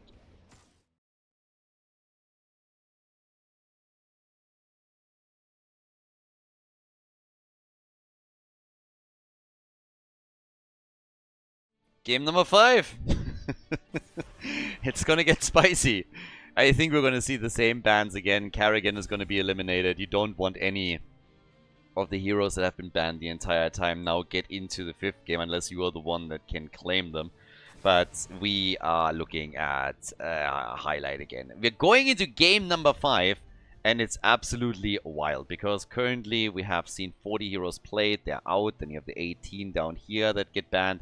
That's 58, another 6 in the draft. 64 heroes out of the 89 that we have in the overall pool are now eliminated. And oh, this is going to get a bit crazy. I'm actually really surprised that the IIS crew was able to win the last map as decisively as they did. Exodia is a little bit on and off right now. Oh, and we actually have a change in the ban pattern here. Suljin getting banned. Ooh, Kerrigan is up. Kerrigan is actually available now. Alright. They leave Kerrigan open. Okay. Why? Am I the only one that looks at this and finds this weird? You'd rather have them take Kerrigan than the Vikings or Abatha. Are you serious? Okay. We get Ana. And Chen. I was thinking for just a moment if they can maybe go for some kind of double support and maybe ban one out and then can leave the opponent without a support, but that's not a thing. Lily is still up. On the top of my head, I don't even know who else is still available, but they still have enough healers here. So I am a bit surprised. I would have bet for sure that they're going to ban out Kerrigan here. So, interesting. Alright, beat as in May. The team that loses here is out. There's Arthas and Imperius, so yeah, that's powerful. I thought in the last game Imperius would have been a good choice for Exodia, but now they're getting him here. And that's a nice front line, by the way. Considering that we're in game 5, it's a really nice front line. Whoever loses here is out of the tournament. The winner moves on through the losers bracket. Triple front line now for Exodia. They can ban a support and then take a second support for themselves. Maybe that helps. And they ban Lunara. They ban Bambi. Bambi is out. Oh boy. How is the IIS crew now going to do this? Chen is nice for them. Ana is decent too, given where we are in the game. No support for Exodia just yet. Sky Temple is the map. I do not think we have anybody that could possibly be a global. They ban Ophia, so there's no nano boosted Ophia. You could technically also go into the long range Pew. But I really want to see what the game plan is here. Letting Carrigan through kind of threw me for a loop a little bit.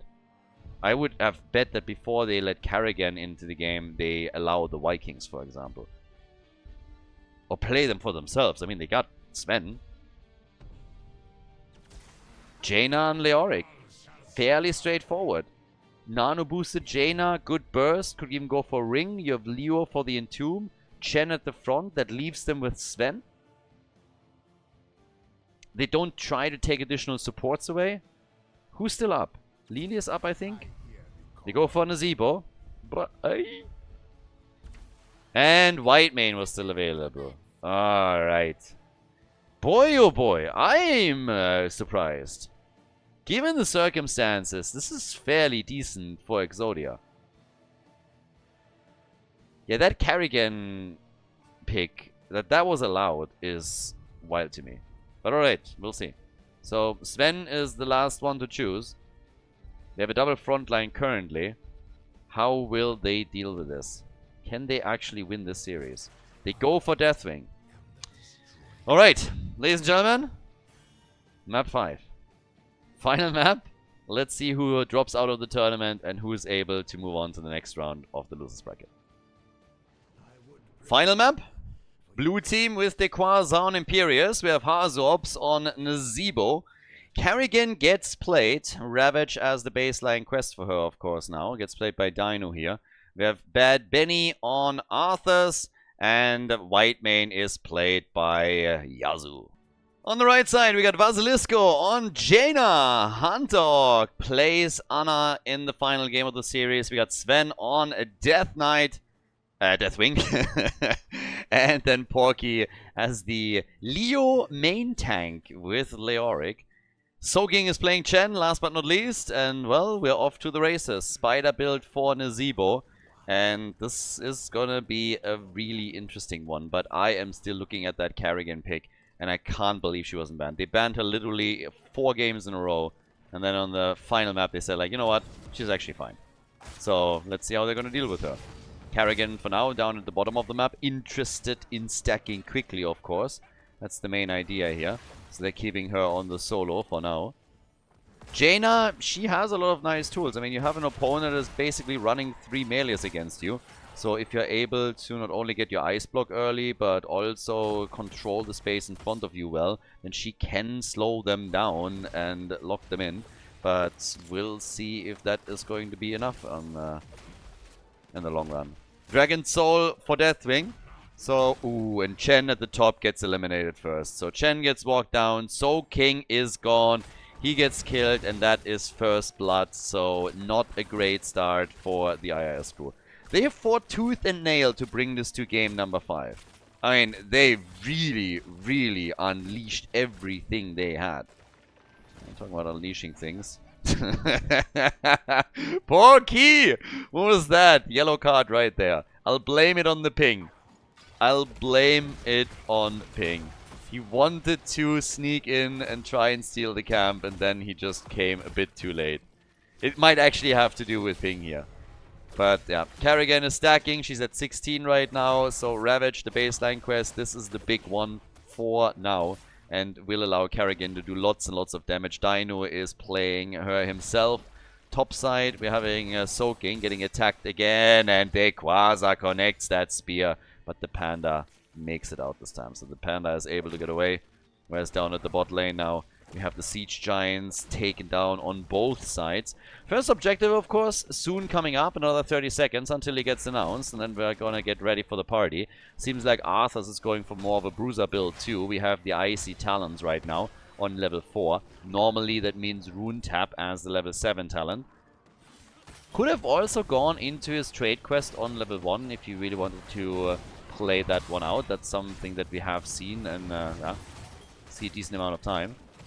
Basilisco is really going to be a bit key together with Thunder Orc. If they are able to get a good boost on Jaina and then allow her to burst some targets down, then they have a decent shot here. Ice Block will be interesting too. You have to dodge out on Kerrigan's combos during the game. That situation will occur 100%. But Leo is now about... Oh, they're saving him. Nice. Nice. I thought they would take Porky down. But Leoric is still fine. And they still have to deal with this. And there's structures that have already fallen. And that's a bit of a problem, obviously. If you are starting to take structures of your opponent down in a situation like this, before the objective is even up, I mean, that's pretty fantastic. They're getting their own channel now in the middle. So, yeah, they're getting a bit of value there. But while that plays out, we have a chase going on. As Leo gets attacked, has to ghost out and is able to escape. But Imperius, for example, has still full reign over here, as the attack in the middle just keeps continuing. And right there, you can tell that the red team is apparently willing to let a lot slide. They are trying to at least get a couple of these points, but top side is now fully challenged, what's the word? Fully soaked up, all the shots are fired, and yeah, I don't know. Getting a couple of shots through the middle, but they've lost already way too much. I mean, one fort, for example, at the top lane is already down. So that's an issue. Deathwing with a superhero landing as they're trying to go for Hazu. And it's a dead Nazebo. Witch Doctor is eliminated. So, yep, that's a good one. Able to at least get that as the chase is starting to focus over onto the Chen part again. Onto the right side. Panda is a bit low, so is Dequaza on the other hand, and he might actually fall if they can follow up with just a little bit more damage here. They should be able to get this. Deathwing goes in deep. They really want him, and they somehow cannot kill him. The swap to Yasu might have worked a bit earlier. I cannot believe they didn't get a second kill. They're going from one to the other, really trying to get a kill here, but somehow everybody on the blue team seems to be able to survive, and finally, they're at least getting Arthur's. Now, they're losing also Leoric in the process, but that's at least not that big of a deal. Leoric will be back quickly, but I cannot believe how many heroes were able to get away there. I mean, come on. Down at the bottom of the map, everybody is now slowly setting up. That's of course also where the next objective is going to spawn. We have Kerrigan with 73 stacks on the baseline now. Nazebo is sitting at 40. But that fight in the middle.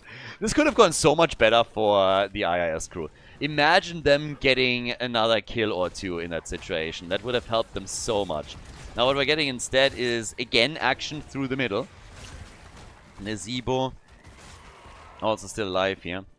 We have now the objective at the bot lane slowly starting up. And yep, indeed, we're talking also about Siege Giants again. So, Siege Giants are in. And, well, they're going for the kill on Leorki, and he's dead again. Trade activated. So he's getting mad value out of his trade in this game, at least for now. How many times did he actually die? 2, 3? Died twice. It's not too bad. It's not too bad right now, but they're losing structures too quickly. They're losing too much ground, and that's a huge problem when you're fighting on Sky Temple, of course. So in experience, the two teams are nearly identical, but it's really the structural advantage that we have for Exodia that should give the red team cause. The keg in the wall! Oh my god! That was buggy as hell. Deathwing goes down, and so does Leoric, and the Panda is about to die. Yeah, gets kicked in and thrown away. Check out Chen, by the way. Check out Chen. He jumps into that entomb wall and he can't get out. Look at this. He cannot get out. He's literally trying to keck them away. The whole idea is to jump over there and then make the play. And Leo dropped the wall on them, and all of a sudden he gets caught and is not able to get away. So this entire isolation idea that they were attempting to execute backfires on them, and they're losing way too many of their heroes. So a huge problem right there. Now the boss is taken too. We have 6 kills to 2, and it's brutal. Yeah, that's a setback, a huge one. Leogi is getting attacked again. We got Ring from Jaina. So they're really going for the biggest burst that they can possibly hope for. And the boss at the bottom of the map takes down the fort with ease. No worries here whatsoever. Will even drop maybe a tower on the wall. So that's going to be pretty bad. Another attack. Leoki. Yeah, Leoki Poki is currently getting attacked again by the Spider. Spider quest is, by the way, completed. 51 stacks for Nazebo at the 8-minute mark. And another connect. Howling Blast at least did not hit him, but Shen still got stunned out for a moment. Now we got Deathwing in, but they are not able to follow up on this yet. Jaina is still dealing with the boss up to this point. Finally took it out. Tower has indeed been eliminated. And it comes down to the question of how they're dealing with the next objective and what's happening on level 13 talents. Leo is in. There's a few heroes that are starting to say hello. Dequaza gets pushed into tower range. That's already good for them. Goes over. Dequaza is dead. Dequaza finds himself on the wrong side of that play and he dies. That was also a little bit weird. I think he wanted to try to connect the lunge with the hero and then he just went over the wall. I mean, look at this. So he gets basically pushed in, then jumps over, tries to somehow get away, and gets killed. So they can't take anyone else down, but at least with Imperious gone, that gives them, for a short moment of time, a bit of a reprieve that they can now use. Icy Veins is what we're getting. We have also Ice Flurs over here. More area connected from Jaina. Absolutely makes sense with the comp that they're up against. I talked Rune Tap earlier with Arthas, and that's indeed the talent that we got. There's a temple at the top and one at the bottom that they're now going for.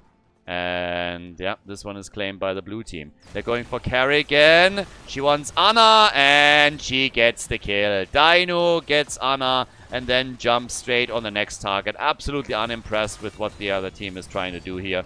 So yeah, they are catching Dequaza for a moment, but nobody's around to really threaten him. Chen is still channeling the temple at the top and is getting the shots fired. But the red team is now not only a level behind, they're also losing way more ground here.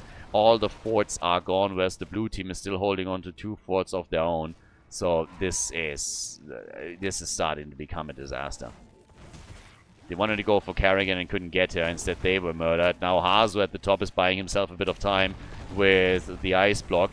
Gets pushed around, though. Gets still saved. I mean, they're saving Nazebo, and Deathwing might not make this. And the worst thing is, while all of this happens, we have the attack at the bottom against the wall. Dequaza is still there. Siege Giants are starting to target the keep itself. And even with Vasilisco now moving in and stopping it, half of the hit points are already gone. So they're losing way too much on this, which is crazy. Kerrigan hasn't died yet. 21,000 damage for her already. Level 16 is in. And they have, of course, also the late game whammy that they can execute with good old Nazebo once that he has his Vile Infection. But they are starting to now use that level 16 talent to bully the opponent. Moving through the bottom of the map. Going in for Jaina. Vasilisco is dead. He got the ring out and it just doesn't matter. They go for Leoric and he's also not going to make it. He can try and ghost around as much as he wants to, but Porky will die again. They go for the keep and boy, oh boy. The IIS crew fought so hard to get to game number 5 and now this just all falls apart for them. They've already lost the keep, 11 minutes in, no fort is standing anymore. Just through the objective alone, they can get massively ahead. There's the Howling Blast on Chen. He still gets away, but they're taking more and more of the structures out. And every single tower, every single gate that falls makes it easier for Exodia to drop keeps with the objective alone. That's where we are right now. 10 kills to 3. Jaina with a Numbing Blast. This is the moment, now that you have 16, where you really have to go for it. You got to. This is where you have to force fights. Objective is up, now it's time to fight. It's a shame that they don't have the quest completer on the baseline for Jaina. They need that ice block. But they also need to fight this out. They do not have any time to waste here. They're too far behind in experience. They need some wins. They need some Ws. And they're trying to team fight in the middle. If the blue team wins this one as well, then it is a total disaster and unsalvageable. But they need to do something. Just sitting there and trading temples is not going to win them the game. It's the opposite, actually. It's a surefire way to lose the game. Sven is getting attacked. Bye-bye Deathwing. Deathwing turns into Deadwing. And with the shots fired, the keep in the middle is soon gonna be destroyed. Yes, Chen is getting some value too. Don't get me wrong. They're taking the fort at the bottom of the map out. But that's not enough. You're trading a fort for a keep. I think we have a pretty good idea of what the better trade is. And by now the IIS crew is also going to face up against another boss. Currently taken down at the bottom of the map, and they can go for the core together with this. So, yeah, Chen is moving in. He's going to be too late. Even if he's trying to kick this, it's not happening. Instead, he gets stunned out. Bam, there's a couple of spiders. And over on the right side, they're also fighting this one. But Chen just comes in, tries his best, and gets killed. Gets killed. Nano boost was not enough. Boss is taken. Leo about to fall once more. Leorki gone. Died 6 times in the game. Bye-bye Anna. Bye-bye Jaina. Bye-bye IIS crew. Wasn't quite that tournament. They showed some amazing games, some really enjoyable ones, but they got unlucky one too many times. And yeah, that's Exodia winning the series. Good for them. They struggled way more in the best of 5 than I expected them to. Some of the games just didn't look great for them, but all in all, at the end of the day, what matters is that they move on to the next round. They win Sky Temple, they win the best of 5. 5-man team wipe as Exodia claims victory and moves on to the next round of the losers bracket. GG.